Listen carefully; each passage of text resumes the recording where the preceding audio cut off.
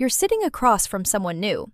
The cafe is warm, you can smell coffee and cinnamon, and the conversation is actually going well. You're proud of yourself. And then you say one normal sentence, something you've said 100 times in English, and you feel it. A tiny pause. A polite smile that doesn't reach their eyes. Their energy shifts. And you don't know why. Most English learners can hold a conversation, but on a date or when meeting someone new, one small, almost correct phrase can make you sound slightly off. By the end of this video, you'll know the exact sentences to swap so you sound natural, confident, and genuinely you.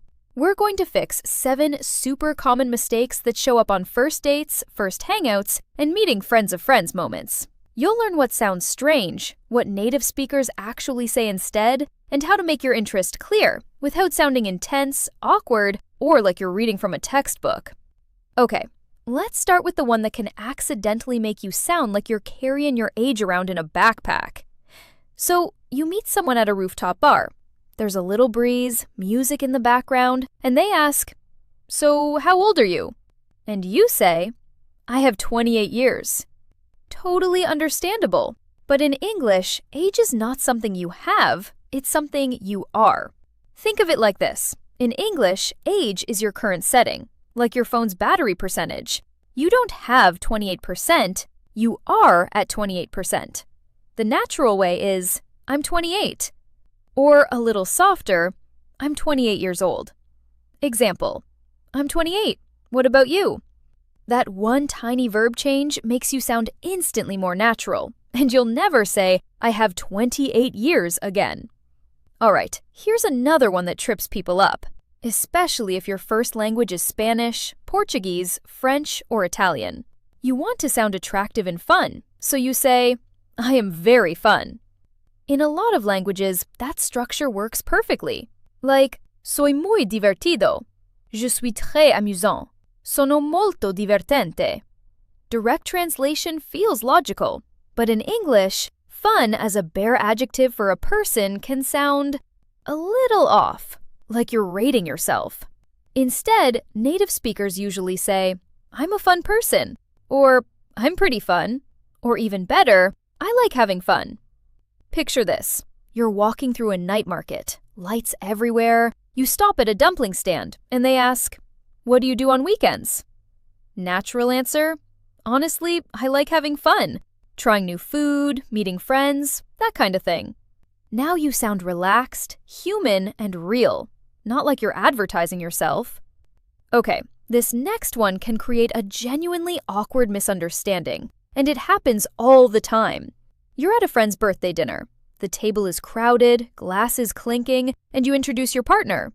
"She is my friend." In English, that usually means friend. Only friend, no romance. And here's what native speakers actually think in that moment. "Oh, so they're not together."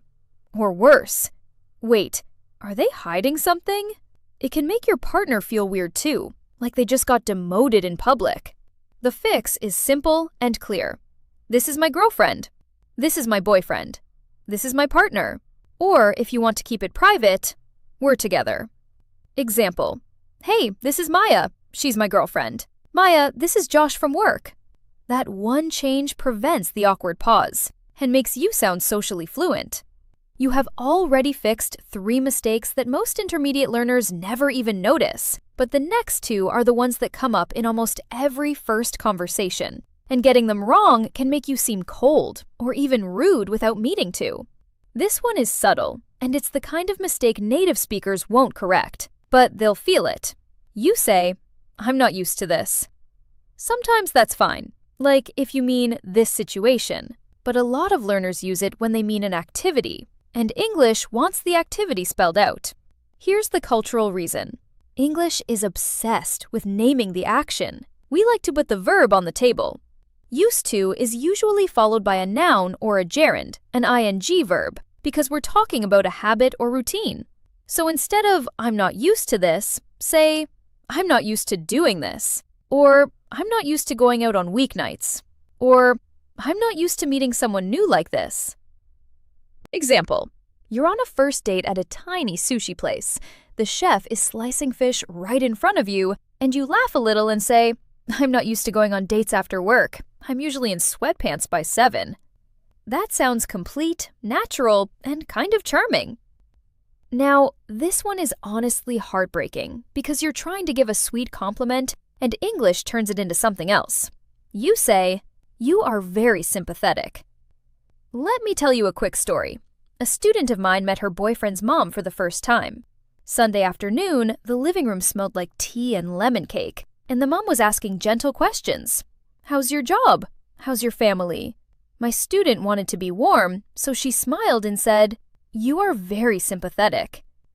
The mom blinked, because in English, sympathetic usually means you feel sorry for someone, like, I'm sympathetic about your loss. So it can sound like, you seem pitiful. Not what you meant. What you probably mean is, you're really easy to talk to. You seem really warm.